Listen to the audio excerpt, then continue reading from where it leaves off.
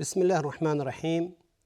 الحمد لله رب العالمین والصلاة والسلام على رسوله الامین سیدنا و نبینا و مولانا محمد و علی آله و اصحابه و التابعین و من تبعهم باحسان الی یوم الدین. بینندگان عزیز و محترم، عرض ادب و سلام دارم. السلام علیکم و رحمت الله و برکاته. با برنامه فتاوا با شما هستم که در این برنامه به سوالات رسیده شده پاسخ داده خواهد شد و شما بینندگان عزیز و محترم میتونید که سوالات شرعی خودتون رو با ایمیل هایی که زیرنویس خواهد شد ارسال بدارید تا در برنامه های بعدی ما به پاسخ آنها بپردازیم. با توفیق و عنایت الهی اولین سوالمون که برنامه رو باش آغاز خواهیم کرد اینه که خواهری پرسیدند، میگه سلام، بعد از سلام میگه من 3 ماست که خون ریزی دارم و اما نمازهایم دارم میخونم، شک دارم که آیا این کارم درست هست یا نه. اگر مرا راهنمایی کنید ممنون میشم. سوالش مشخص بود. متاسفانه امروزه با حالا داروهایی که مصرف میکنن یا به هر حال برنامه‌ای که دارن برای تأخیر حمل، برای به هر حال دیگر برنامه‌ای که خودشون دارن، این مشکل براشون پیش میاد. خیلی هستن و که متاسفانه حالا چه تلفنی، چه از طریق واتساپ، چه از طریق به هر حال ایمیل و این برنامه‌ها این سوالاتشون رو مطرح میکنن که این مشکل براشون پیش اومده و متحیر میشن که عبادات رو چگونه انجام بدن. آیا عبادات براشون واجب هست یا واجب نیست؟ ها رو چیکار کنند؟ علی کل حال یک نوع این بیماری هست و این عادات ماهیانه به حساب نمیاد که بگیم حالا مانع قبول عبادات و طاعات باشه. بیماری به هر حال در ذات خودش مانع انجام عبادت و صحت عبادت نمیتونه باشه. راه حل اینه که خواهرانی که به این بیماری مبتلا میشن، آخه یا اینه که اینها از خودشون خبر دارن، میدونن و حالا بعد از سالهایی که این مشکل براشون، یعنی قبل از این مشکل سالها به هر حال طبیعی عادت میشدن، میدونن که عادتشون مثلا حالا ثابت بوده، آخر ماه یا اول ماه شروع میشده تا فکر کنید حالا به عنوان مثال از اول هر ماه قمری شروع می شده و تا هفتم به پایان میافته و مطمئن بوده که حالا دیگه به هر حال پاکی بهش دست داده. عادتش این بوده و همیشه در طول چندین سال به این صورت به هر حال پیش می رفته. خب این حالا که به این صورت در اومده، بیماری براش پیش اومده، این حل کارش آسان هست که بگیم علما فرمودن که ایشون همون ایامی که عادت داشتن و مطمئن هستند بر اساس اون چیزی که گذشته و ثابت بوده براش، بر اساس اون پیش میره. یعنی همون ایام رو به حساب عادت میذاره، یعنی یکم تا هفتم مثلا، و بعد از اون عبادتاش رو انجام میده. یعنی در اون مدت زمان، اون مقطعی که معمولا عادت داشتن ثابت بوده براش، اون ایام رو ایام عادات حساب میکنه و عبادات رو کنار میذاره، نماز و روزه و اینا رو کنار میذاره. بعد از اون به هر حال حالا خودش آماده میکنه و غسل میزنه و به عبادت روی میاره و کارهایی که حالا ممنوع بوده براش میتونه انجام بده و این عادی هست. خصوصا اگر که ایشون بتونن تشخیص بدن با آثارهایی که هست که دیگه مطمئن‌تر و اولاتر هست. حالا کسانی که متحیر بودن یا بگیم که متحرک بوده براش، حالا یه روز جلوتر می اومده، یه روز بعد تأخیر می انداخته می شده و معمولا حالا براش مشخص نبوده که به تاریخ معینی این شروع می شده براش. خب ایشون میتونن اگر الان که این مشکل براشون پیش اومده بتونن با آثار و علاماتی که هست، حالا تفاوتی به هر حال مشاهده کنند با اون بیماری که دارن. خب میدونیم اون ایامی که تفاوت هست براش، اون ایامی که خودش از حالات خودش میدونه دیگه، میتونه اون ایام رو به مدتی که میشده حالا 6 روز 7 روز براش پیش می اومده، اون مدت رو در هر زمانی میخواد باشه حساب میکنه. فکر کنید که مثلا عاداتی که بهش وصف میداده این حالت براش پیش می اومده، حالت تعوب بوده، حالت سستی بوده، حالت یا از رنگ و به هر حال بو اینها مشخص میشده، الانم این حالت براش در تاریخ‌های معینی پیش میاد. خب میگیم همون ایام عادتشه دیگه، همون ایام عادت به حساب میاره و عبادتاش رو بازم به هر حال به عقب میندازه، انجام نمیده تا اینکه این ایام چیه به سر بره. حالا طبق عاداتی که داشته باز همون ایام را محسوب میکنه، بعد از اون برمیگرده به روال عادی خودش، با وجودی که حالا این ادامه داره، بیماری براش ادامه داره، اما عادات ماهیانه حساب نمیشه که بگیم حالا مانع فعل یا صحت فعل یا عبادت باشه. اما اگر اصلا حالا هیچ علامات آثاری هم نداشته باشه، از همون اول براش این پیش آمد شده و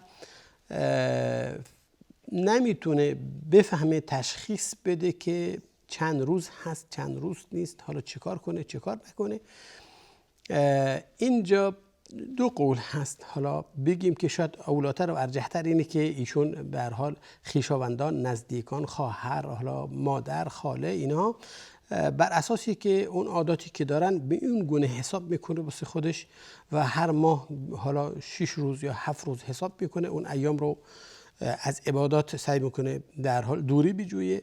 اون چیزی که نیاز به طهارت داره مثل نماز خوندن، قرآن خوندن، مقاربت با همسر، اینها رو روزی گرفتن، اینها رو به تأخیر میندازه و بعد از اون ایام که حالا براشون ثابت هست چیه، باز برمیگردن به ایام عادی خودش.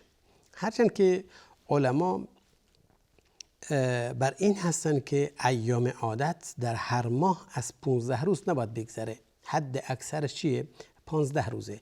حال این خانم بازم میتونه اگر بازم متحیر هست تا 15 روز به هر حال انتظاری بکشه، بعد از 15 روز میتونه چیکار کنه؟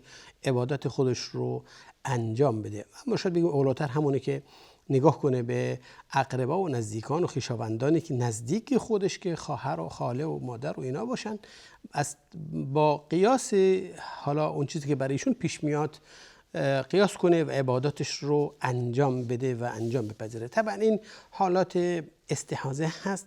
البته چیزایی که ما باید بدونیم اون این که مستحاضه شرایط خاص خودش داره در عبادات، این که هر نمازی میبایستی با وضوء مستقل، هر نماز فرضی قصدم هست با وضوء مستقل و همچنین وضوء گرفتنش در شروع کنه در بعد از دخول وقت، اینها رو انجام بده و نمازش رو بخونه و نماز سنت میتونه با همون وضوء بخونه ادامه بده، هیچ مانعی نداره. اما نماز فرض چیکار کنه؟ میگیره وضوء میگیره، خودش رو به هر حال حالا مرتب میکنه، نظافت هایی است که انجام میده که خودشون بهتر میدونن، واردتر هستند. حالا پس بعد از دخول وقت، یعنی بعد از اذان هر نماز، این میشون میرن خودشون رو مشغول میکنن به مقدمات نماز، از وضوء گرفتن و اینها، و برای نماز خوندن خودشون رو آماده میکنن. این دوست که چنانچه به هر حال پیش اومده در زمان رسول الله صلی الله علیه و آله، رسول الله صلی الله علیه و آله اصحاب رو یا صحابیات رو چنین راهنمایی فرمودن که ایشون میتونن به هر حال 23 روز 24 روز صبر کنن، بعد از اون غسل کنن و عباداتش رو به انجام بدن. این به راه هایی است که حالا علما و فقها بیان کردن برای خواهرانی که همچون مشاکلی براشون پیش میاد. حالا افرادی شاید هستن، متاسفانه سوالات در این باب خیلی زیاده و هر کسی به یک نحوی. بعضی هستن که حالا چند روز پاک هستن، 2 روز 1 روز به هر حال لکه‌هایی میبینن، بعض پاک هستن بعد فلان میکنن. حالا اینها چیکار کنن؟ فتاوایی که الان به هر حال علما اجتهاد کردن درش، اون که هر زمانی اگر واقعا این مشکل براشون بود، هر زمانی که اینها آثار رو به هر حال میبینن، خون رو میبینن، عباداتشون کنار بزنن، روزهایی که پاک هستن نمازشون چیکار کنن؟ انجام بدن که دیگه کار براشون آسان شده و دیگه زیاد به مشکل برخورد نخواهند کرد. زیاد در این امر طولانی نکنیم. انشالله امیدوارم که خواهرمون جوابشو گرفته باشند. سوال بعدی ما خواهر یا برادر میفرمایند در منزل یه مرغی داریم که خب معمولا تخم میذاره و از اون استفاده میکنیم، اما بارها مشاهده کردیم که مانند خروس از آن میده. حالا ما بعد از اون میگه در منزلمون پدرمون و حتی چند نفرمون مریض شدیم، حالا میگن این در اثر این مرغی است که حالا در منزل داریم، چیکار کنیم؟ اون رو به هر حال بیرونش کنیم یا این ذبحش کنیم، یعنی خب سرش ببریم. ببینید این افکار باطله هست و این افکار جاهلیت هست، اصلا با اعتقادات شرع و قوانین شرع همخوانی نداره. شرع سعی کرده که جلوی این افکارها رو بگیره.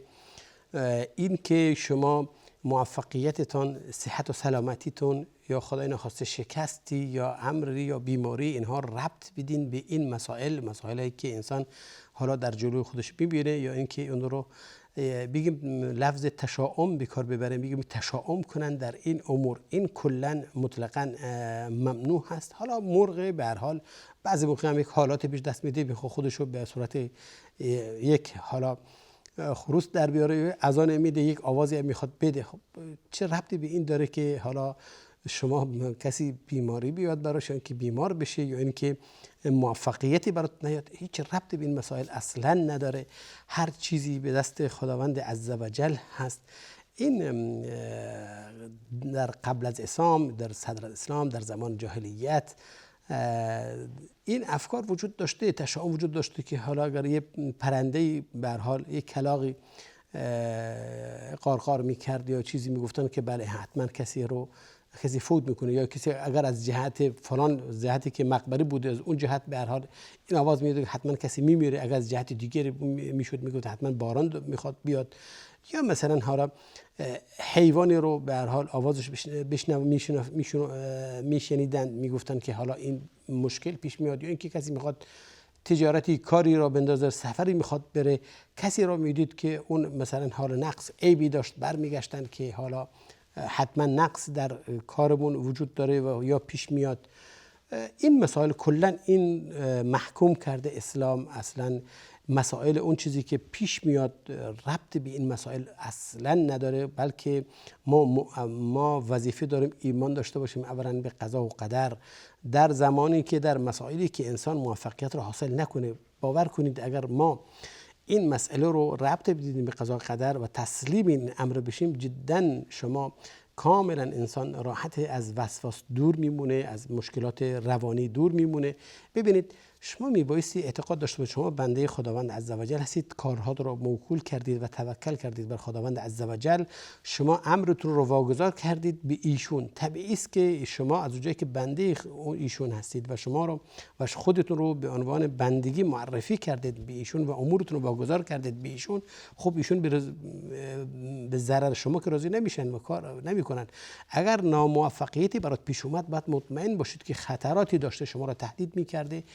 این به هر حال دست اندازه هایی در کارت انداخته که چی اون خطر ازت رفع بشه. اگر شما این اعتقاد پیدا کنید، جدا راحت میشید و اصلا روان خوبی خواهید داشت و از وسوسه و بیماری های به هر حال روانی دور خواهید بود. بیماری اعصاب به سراغ شما نخواهد اومد. و این رسول الله صلی الله علیه و همون اوائل این امر رو سعی کرده که چیکار کنه؟ علاج کنه. ظاهرا ما یک میون برنامه داریم، بعد از میون برنامه‌مون این امر رو دنبال خواهیم کرد.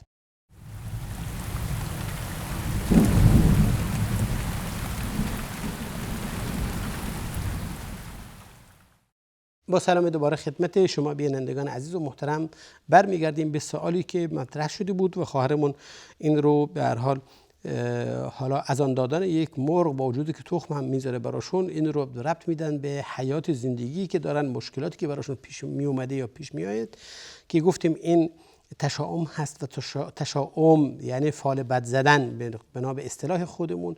این محکوم هست در اسلام. رسول الله صلی الله علیه و سلم در حدیث میفرماید که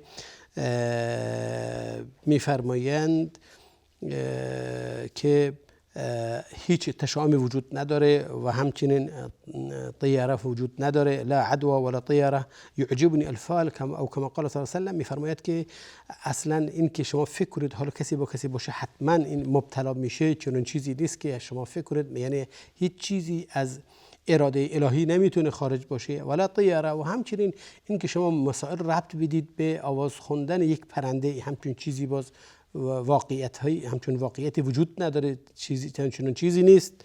و یعجبنی الفال، اما رسول الله صلی الله علیه و آله در مقابل تشاؤم میگه که اما تفاؤل به خیر من خوشم میاد. خب فال چیه؟ فرمودن رسول الله صلی الله علیه و آله کلمه طیبه. کلمه طیبه یعنی که ببینید شما یک شخصی رو دیدید که به عنوان مثال مرد شریفی است، حالا میگه که خب از اونجایی که این مرد شریف هست پس کار منم ان شاءالله مشرف خواهم شد به این کار. حالا ببینید یعنی به فالونی گرفتن، مثلا حالا مادرت برات دعا کرد مطمئن باشید که داشت قبول در حقت موفقیتی برات حاصل میشه. پس هر کاری رو من باب تفاعل به نیک گرفتن این مطلوبه. یعنی ببینید این یک امری است که در درون شما رغبت حاصل میشه، اینو به وجود میاد، تشویق میشین که این کار رو انجام بدین. این مطلوب انسان میبایستی در همیشه در حال گام مثبت برداره، نه اینکه خودش رو از همون اوایل در حال مشغول منفی نگری کنه و اینا. ببینید خداوند عزوجل در جاهای قرآن اینو میفرماید که و این یمسسک الله بضر فلا کاشف له الا هو. اگر قرار باشه خداوند بدی برای شما تقدیر کنه، هیچ احدی نمیتونه اون رو بدی جلوشو بگیره و نمیتونه اون رو برداره مگر خودش. و این یرید که بخیر فلا راد لفضله. و اگر اراده خیر هم نسبت به شما داشته باشه، هیچ کسی نیست که اون رو از شما برگردونه، هیچ چیزی مانع نمیتونه باشه. ببین شما باید مطمئن باشین که این امر از جانب خداست. ما یفتح الله للناس من رحمت فلا ممسک له و ما یمسک فلا مرسل له من بعده. اگر خداوند تقدیر کرده باشه رحمت، هیچ احدی نمیتونه مانع جلوگیر آن باشه. و اگرم اینو نگه داره، رحمتش رو نگه داره، هیچ احدی نیست که اون رو براتون بیاره. و قل افرأيتم ما تدعون من دون الله ان ارادني الله بضر هل هن کاشفات ضره. میگه خبرم کنید آیا اونهایی که اون چیزهایی که شما میپرستید، اون را دعا میکنید و از اونها کمک میخواهید، اگر خداوند قصد یعنی اراده ضرر داشته باشه برای من، اونها میتونن جلو اینو بگیرن؟ این کاریست دیگه، ابدا نمیتونن. درسته؟ اینجاست که ببین آیات زیادی در این باره داریم که این امور اون چیزی که تقدیر شده از اراده کلی الهی خارج نیست، چه در خیر و چه در شر سبب شده باشه. این هیچ احدی، هیچ خلقی، هیچ چیزی، نه از پرنده، نه از خزنده، نه از اون چیزایی که انسان اون رو در دعاش میخونه، صاحب قبر باشه، صاحب هر کسی میخواد باشه، هر چیزی میخواد باشه، نمیتونه اون رو جلوشو بگیره. پس این کلا محکوم هست و این صحیح نیست و این یک نوع این افکارها شرک به حساب میاد. ببینید شرک یعنی این که انسان از غیر از خدا خوف داشته باشه، فکر کنه که این چیز براش ضرر بهش میرسونه. ببین چیزای واقعی است که حالا این دی از اون ببین برق انسان کسی برق رو بگیردش طبعا میمیره، خب میترسه دست بهش بزنه. این منظور این نیست، منظور اینه که اون کسی است که میتونه ضرر برات تقدیر کنه، ضرر برات به هر حال برات بنویسه، جلوی ضرر بگیره یا جلوی نفع بگیره. این غیر از خدا کسی دیگه نمیتونه باشه، غیر از خداوند عزوجل کسی نمیتونه شه. ببینید پس این که ما این مسائل رو ربط بدیم در دنیایمون، در کارهای زندگیمون، اینجاست که این یک نوع شرک به حساب میاد و این غلطه و این صحیح نیست و بایستی پناه ببریم به خداوند عزوجل از شرک آوردن بهش در کارهامون و در اموری که ما انجام میدیم، حالا چه به هر حال ظاهر باشه و چه باطن باشه که ما ازش خبر نداریم و نمیتونیم بفهمیم. اینجاست که دعایی است که رسول الله میفرمایند که پروردگارا پناه میبرم به شما از شرک و در حالی که خودم بدونم و یا از شرکی که اصلا خودم متوجه نشم. اینجاست که میبایستی این رو اصلا اعتقادمون اصلاح کنیم. هیچ تاریخی، هیچ روزی، هیچ ماهی، هیچ ایامی نمیتونه در ذات خودش ضرر برسونه و ضرر باشه برای من و شما و اثر داشته باشه در موفقیت و در عدم موفقیت احدی در کارهایی که براش برنامه ریزی کرده. یا حالا بگیم عدد 13 عدد نحسی است، یا ایام ماه سفر، ماه فلان نحس، ابدا چنین چیزی نیست و این صحت نداره. و این چنانچه عرض شد خدمتتون، این یک در اصل یک بگیم که عوامل شکستی است قبل از اینکه انسان دست به کار بزنه و این اینجاست که انسان میبایست حواسش جمع باشه و از این افکار به دور باشه.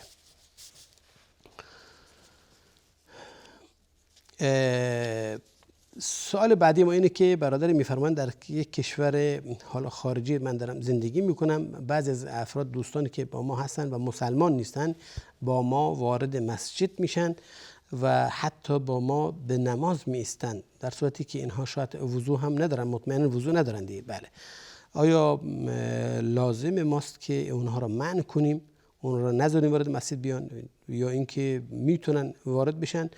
بعضی از نمازگزاران از دوستان به هر حال راضی نمیشن و احیانا یک سرصدا را میندازن.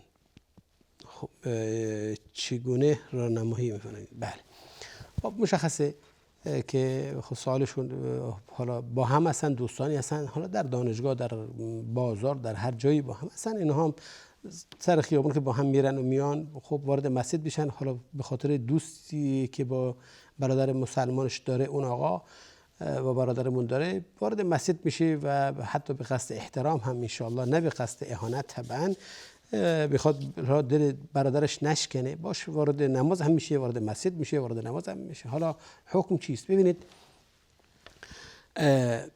ما دو گونه، حالا یک مسجد الحرام هست که نص هست درش، قرآن نازل شده که خداوند منع کرده غیر مسلمان این که وارد مسجد الحرام بشن. یا ایها الذین آمنوا انما المشرکون نجس فلا یقربوا المسجد الحرام بعد عامهم هذا. ای کسانی که ایمان آوردید، به هر حال مشرکان نجسن، نجس معنوی، اعتقاد ندارند، صحیح ندارند و اینها حق ندارند وارد مسجد الحرام بشن. میخواد عزت اسلام رو نشون بده و خب بعد از این به بعد دیگه حق ندارند وارد مسجد حرام بشن و عبادات و حج و اینا به جا بیارن. مسجد حرام پس درش صحبت نمی کنیم، این نص هست و علما هم تا امروز این فتوا بوده و هستند که مشرکان ببینید اجازه نمیدن وارد سرزمین حرم بشن. اما غیر از اون مسجد، آیا مساجد دیگری که وجود داره، حتی مسجد مدینه منوره، مسجد نبی صلی الله علیه وسلم و حتی مسجد الاقصی و دیگر مساجدهایی که خودمون داریم، آیا در اینها حق دارن وارد بشن یا نه؟ علما گفتن که قیاس بر مسجد الحرام نمیشه گرفت، اون نص هست، حکم فرق میکنه، اما بقیه مساجد اونها میتونن وارد مسجد بشن، اونها میتونن بیان، خصوصا اگر یک نوع مصلحت دینی درش باشه و یا اینکه ما امیدوار باشیم که ایشون به هر حال اون حالات عبادی و خضوع نمازگزاران رو ببینن، متأثر بشن، یا اینکه ببینن که مسجد عاری از بت و هر چیزی دیگری است، بلکه مردم فقط برای الله متعال سجده میکنن و رکوع میکنن و دعا و قرآن دارن میخونن و شاید متأثر بشن، یا اینکه وعظ و ارشاد و سخنرانی هایی هست، اینها بازم چیه سبب هدایتشون بشه، اینکه نظم و ترتیب به هر حال مسلمانان در نماز و انسجامشون در حرکاتی که انجام میدن، حرکت های نماز، این سبب این بشه که اونها متوجه بشن که مسلمان ها همه با هم برابرن. ببینید در یک صف نماز پشت سر به هر حال از امام گرفته تا آخرش هیچ جای خاصی برای اعیان و اشراف و غیر اشراف و وجود نداره، بلکه هر کسی هر زمانی وارد مسجد شد، در هر زمانی که در هر مکانی که نزدیکتر به امام باشه سعی میکنه نمازش رو شروع کنه یا همونجا مکان اختیار کنه. پس همین میگن که شاید اثر داشته باشه به حکم کنه به عدالت اسلام که بین سیاه و سفید و بین به هر حال ارباب و کارگر و اینا هیچ فرقی قائل نشده و همچنان که به هر حال حالا طبعا این اکرمکم عند الله اتقاکم هست و این امور شاید سبب هدایت اونها بشه و ما هم وظیفه داریم که دین رو برسونیم و بفهمونیم به اونها و این یکی از روش هاست. پس جایز هست که ایشون وارد هر مسجدی بشن و مسلمانان رو و عبادتگاه های مسلمانان رو چهار کنن، ببینن و مشاهده کنن. و اون چیزی که این فکر رو و این ایده رو تایید میکنه و قوت میبخشه اینی که فعل رسول الله صلی الله علیه و سلم در صدر اسلام، این که وفود به هر حال براش می اومدن، مهمانانه براش می اومدن، گروه ها از اعراب و غیر اعراب و از اهل کتاب می اومدن و در مسجد رسول الله صلی الله علیه و سلم می نشستن و در مسجد رسول الله صلی الله علیه و سلم با رسول الله صحبت میکردن و در حال مناقشه میکردن، سوال میکردن و رسول الله صلی الله علیه و سلم اونها را منع نمیکرده از آمدن در مسجد. خیلی از در تاریخ اومده دیگه، به هر حال ثعلبه در مسجد به هر حال بسته بودنش و دیگر مسائل دیگه که به هر حال کفار قریش و غیر قریش همه می اومدن و در مسجد می نشستن و در مسجد صحبت میکردن. در مسجد به هر حال هر صحبت و مناقشه بود با پیامبر اسلام صلی الله علیه و سلم می نشستن و رسول الله اونها را منع نمیکرده. پس اگر قرار شده بود که منع بشه، رسول الله صلی الله علیه و سلم حتما این کارو میکرد و ایشون این کارو انجام میدادن.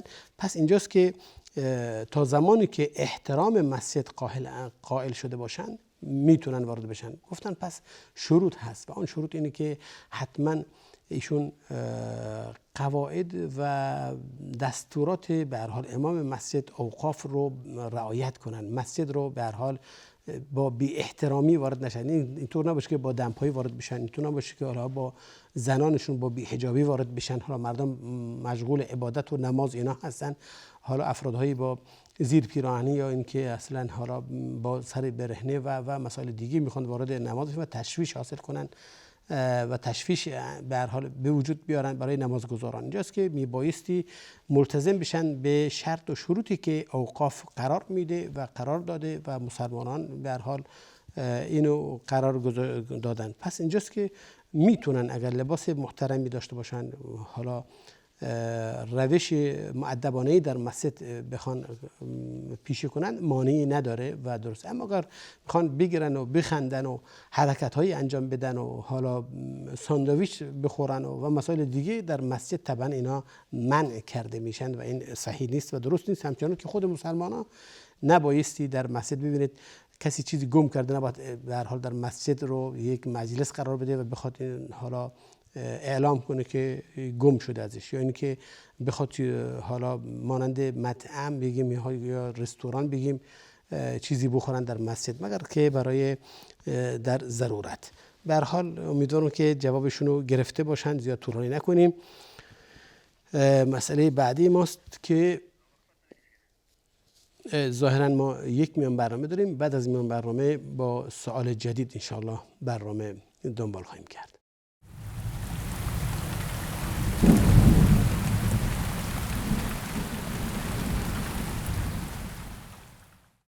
با سلام مجدد خدمت شما بینندگان عزیز و محترم که با ما هستید و برنامه رو دنبال میکنید. سوالی که باید آغاز کنیم این که خواهری فرمودن بچه‌م مریض بوده، نذر کردم که اگر فرزندم شفا پیدا کنه روزهای دوشنبه پنجشنبه روزه بگیرم.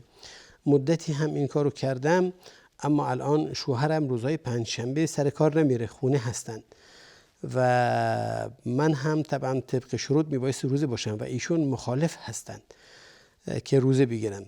خب چیکار کنم؟ خب دیگه حق داره دیگه، ایشون در طول هفته شاید سر کار هستن، نیستن منزل یا خسته و اینا، روز پنجشنبه اونجا هستن. اونم دیگه شما که میخواد حالا خوش باشه در کنار اهل و فرزندش و حالا با اینها به هر حال بنشینه و صحبت کنه و اینا، خانم میخواد حالا در حال عبادت هست، میخواد تا ساعت 11 الی 12 یا بخوابه، بعدم طبعا میخواد حالا غذاش بپزه یا نپزه، به هر حال میخواد خودش رو به عبادت بزنه، دیگه عبادت هست دیگه، نمیتونه به هر حال با شوهرش بنشینه یا حوصله‌اش نداره از این مسائل. خب طبیعیه است که براش یه نوع حقی اینجا ضایع میشه دیگه.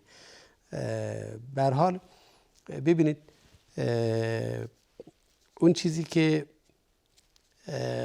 هست. اولا ما برمیگردیم به خود سوال که فرمودن نظر کردم که بچه‌م اگر شفا پیدا کنه من روزهای دوشنبه پنجشنبه روزه میرم. علما این گونه نظر رو نظری بد دونستند، مکروه دونستند. حداقلش اینه که این مکروه هست، نظر معلقه، یعنی این که اگر این شرط وجود بیاد من این کار رو میکنم. حالا علتش میدونید چیه؟ علتش اینه که این گونه عبادت عبودیت محض درش مشاهده نمیشه، حد اعلای عبودیت و بندگی درش وجود نداره. ببینید مثل این که انسان یک قدرتی داره در مورد خداوند عزوجل، میگه که و نعوذ بالله به این صورت داره بیان میکنه که چون خداوند یه نوع به هر حال احتیاج داره به این عبادت و شما میخواید که این عبادت بهش ندین یا براش انجام ندین تا اینکه بالاخره خواسته های شما برآورد بشه. مفهومش به این صورت هست تقریبا، نعوذ بالله.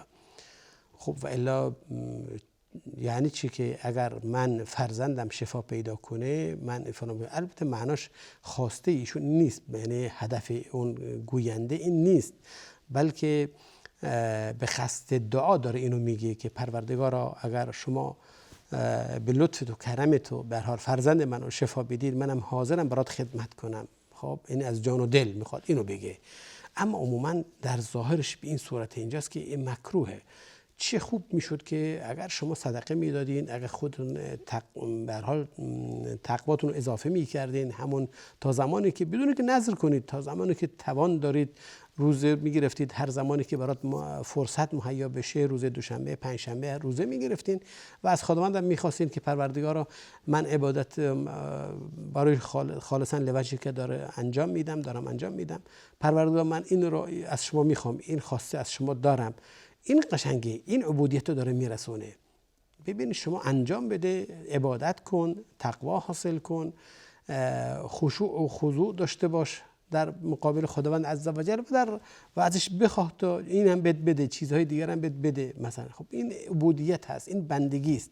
اما این که حالا در ظاهر اینه که اگر من بندم به هر حال یا فرزندم یا برادرم یا فلان به هر حال سلامتشو بازیابه من این کارو میکنم، این یکم در ظاهرش غیر صحیح هست و ناخوشایندی که در مقابل خداوند عزوجل اینو بگه انسان. پس یک امر نظر کردن همچنان که رسول الله صلی الله علیه و سلم فرمود این انما یخرج من بخیل، این در اصل از مال بخلا داره خارج میشه. یعنی افرادی هستن که حاضر نیستن تقوا پیشه کنن، حاضر نیستن عبادت انجام بدن مگر در مقابل منافعی که براشون حاصل میشه. خب این سزاوار نیست. اینجاست که بعضی از علما اصلا خود نظر رو کلا مکروه دونستن، اما بعضی گفتن نه در عبادت در فلان مانی نداره، مباح هست. اما حتی به استحبابش هم خیلی در بعضی از جاها گفتن و بعضی از عبادت ها، اما عموما من جمله مذهب امام احمد بر این هستن که اصلا نظر کلا به این صورت مکروه هست و درست هم نیست که انسان، بلکه چنانچه خدمتتون عرض کردم انسان میباید اثبات عبودیت و بندگی کنه در مقابل خداوند عزوجل و ازش بخواد که چیکار کنه، خواسته هاش رو برآورد کنه، توفیق بهش بده، موفقیت براش حاصل کنه و سلامتی خودش و فرزندانش و همسر و دیگه و براش فراهم کنه. این مطلب هست. حالا برمیگردیم که آیا ایشون حق دارن افطار کنن یا نه، حق دارن نظرشون رو باطل کنن یا نه. بگیم بله. ببینید اگر روزی گرفتن شما و نظر کردن شما حق این آقا رو ضایع میکنه، خب ایشون حق دارن شما رو منع کنن در این عبادات و شما هم حق ندارید دیگه به هر حال حقشون رو ضایع کنید. درست هم نیست که حالا شوهرت در هفته یه روز وقت داره که بیاد به هر حال در کنار شما باشه و با شما خوشگذرانی کنه، حالا شما بخواید اونم ازش منع کنید و بذارید سرش تو هوای کار خودش باشه، بخوابه یا بره بیرون یا هر کاری میخواد کنه. نه این سزاوار نیست. آخه این بایستی اون روز رو مخصص به ایشون بدین، نه مشغول عبادت باشین. حالا شما نظر کردین چیکار میشه؟ بله نظرتون، شما در مقابل نظرتون مسئول هستین و میبایستی تحمل کنید، کفارش رو بدین و این بهترین راه هست که شما کفاره قسم رو متحمل بشین و خودتون رو رهایی بدین از اون نظری که و اون وعدی که داشتین. سزاواره. در حدیث هم هست و جایز هم هست که رسول الله صلی الله علیه و آله فرمود که وقتی انسان نظر کرد و یا بگیم قسم خورد که کاری انجام نده، حالا اگر برعکسش بهتر بود اون رو میبایستی انجام بده و کفاره قسم رو متحمل میشه. شما همچنین کفاره قسم متحمل بشین و در مقابل این روز که نمیتونید روزه برین خب افطار کنید و در کنار شوهرتون باشین. هم خلاف به هر حال اختلاف شما با همسرتون این از بین میره و هم شما کاری کردید که خداوند ازش خوشش میاد و اون چیه دل شوهر رو به دست آوردن هست و با هم بودن هست، شاد بودنتون هست. به هر حال شما هم حالا اگر پول دارید که در مقابل هر روز 1 کیلو در مقابل هر 10 نفر به هر حال شما غذا میدین، در مقابل هر روز 1 کیلو به هر حال 10 وعده غذا میدین، یا اینکه لباس میدین به فقیر و فقرا، یا اینکه اگر هیچی نداشتین مانعی نداره که شما 3 روز روزه بگیرین این زمانی که حالا ایشون نباشن. نه این کار بازم این کفاره رو مخصص بزنین روز پنجشنبه که ایشون بازم در کنارتون باشن. نه خواهرم این کارو نکنید و شما حق دارین که یا ایشون حق دارن بر شما که روزتون رو باطل کنید، منع کنید و شما کفاره رو متحمل بشین.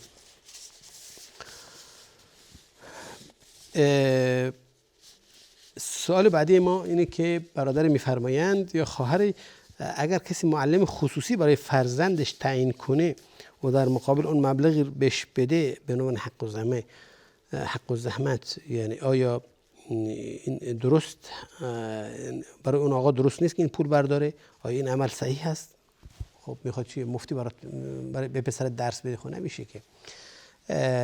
ببینید هر کسی کاری کرد در مقابل کاری که انجام میده، در مقابل وقتی که میذاره برای اون طبعا حق و زحمتی براش بایستی در نظر گرفته بشه و حق و زحمتی رو بهش پرداخت کرد. ببینید اولا برمیگردیم خود معلم خصوصی گرفتن برای فرزند. احیانا انسان به هر حال ضرورت ایجاب میکنه که برای اینکه فرزندش پیشرفت کنه و اون توانی که داره به توانش خودش برسه، خب پدر و مادر صلاح بر این میدونن که یکم صرف کنن، معلم های خوب و به هر حال بیارن براش فرزندش رو در منزل بخواد کمکش کنه.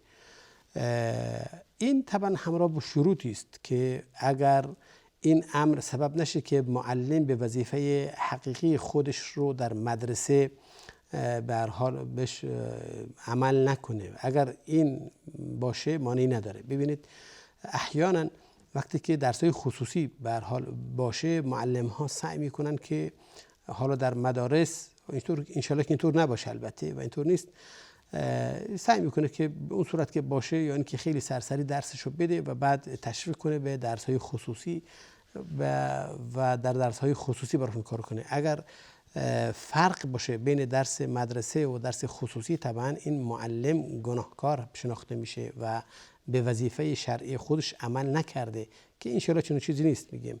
یا اینکه معلم نگاه نکنه به اون فرزندانی که درس خصوصی باش دارن، در سر مدرسه به دید دیگه بهشون نگاه کنه، احترام دیگه براشون قائل باشه، سوال بیشتر ازشون کنه، درس بیشتر بهشون بده یا اینکه اهتمام بیشتر بورزه. اما دیگران که ندارن و فقیر هستند و مشکل دارن که این کارو بکنن، خب خیلی عمومی به دید عمومی بهشون نگاه میکنه یا اهتمام نمیده. این اموری است که ممنوع هست و صحیح نیست و جایز نیست که به این صورت باشه. هرچند که در کل شاید این مشکلات به بار بیاره که حالا اونایی که نمیتونن درس‌های خصوصی برای فرزندشون معلم خصوصی اختیار کنند، شاید حالا در مدارس معلم وقتی خسته باشه اون ادایی که میبایستی داشته باشه در درس دادن شاید به هر حال نداشته باشه، شاید اون اداش خوب نباشه، خستگی براش آورده باشه اینا. خب اینجا طبعا ضررهای خاصی خودش داره. به هر حال اما کسی که درس خصوصی میخواد بده، وقت گذاشته برای اون درس و رفته و هزینه کرده، احیانا اینجاست که حقی که میگیره چیه جایز هست و درست هست. حتی اگر درس‌های شرعی هم باشه، درس در تفسیر باشه، در حدیث باشه، در فقه باشه، احکام باشه، یا درس‌های حالا ریاضی و علوم و این چیزای دیگه باشه. به هر حال ایشون وقت گذاشتن و درست هست که شما کرایه و حق و زحمتی رو به ایشون براشون چی در نظر بگیرین. این مانعی نداره و مانعی وجود نداره و این نمیشه قیاس گرفت که حالا در افعال قرب، یعنی افعالی که انسان عبادت هست براش، آیا اگر حق و اجره چیزی بگیره براش درست است یا نه. این خلاف است بین فقها که مثلا یه مؤذن که از آن میده آیا حقوق دریافت کنه درست هست یا نه، یا اینکه امام مسجدی باشه نماز میخواد بخونه، خب طبعا برای خودش هم نماز بخونه، حالا این حقوقی براش در نظر گرفته بشه آیا این صحیح هست یا نه. ببینید وقتی که کاری انجام بده که اون کار در مقابل اون کار دیگران استفاده میبرن، خب برای دیگران داره کار انجام میده، خب میبینید این حق و زحمتی داره. اما اگر که چنون چیزی نباشه، نه. مثلا ببینید کسی قرآن میخونه، خب این قرآن خوندن نفع به شما نمیرسونه، نفعی به شما نمیرسونه قرآن خوندنش، پس اینجا بگیم که برای خوندنش بخواد حق و اجرتی بهش بدین، طبعا درست نیست. اما ایشون دارن به شما یاد میدن نحوه قرائت، تجوید، حالا چه زمان ادغام میشه، چه زمان اخفا میشه، چه زمان اظهار میشه و مسائل دیگه. علم تجوید و علم قرائت داره به شما یاد میده، یعنی وقت گذاشته و تحقیق کرده، مطالعه کرده و باز در شما میذاره. این بنا به علمی که داره به شما میده چیکار میشه کرد؟ میشه گفت که خب حق و اجره داره و حق و زحمتی مستحق هست. اما اینکه مجرد خودش میخونه و نفعش به خودش برمیگرده، حالا شما چون در منزل شما داره میخونه مثلا حق و اجرتی میخواد بگیره، نه، این چنین چیزی نیست. از این بدتر اصلا این که فردهایی هستن متاسفانه میگن که ما، اگر راستم بگن که ما قرائت ختم کردیم، 10 تا ختم داریم، ختممون رو میفروشیم، این دیگه کلا ممنوعه و این کلا حلالیت نداره که کسی بخواد ختم بفروشه، که ختمی که معلوم نیست چطوری خونده، خودش خونده. ظاهرا ما وقتی برامون نمونده و تا برنامه بعدی همه شما رو به خداوند بزرگ بسپارم. سبحانك اللهم بحمدك اشهد ان لا اله الا انت استغفرك و اتوب الیک. والسلام عليكم ورحمة الله وبركاته.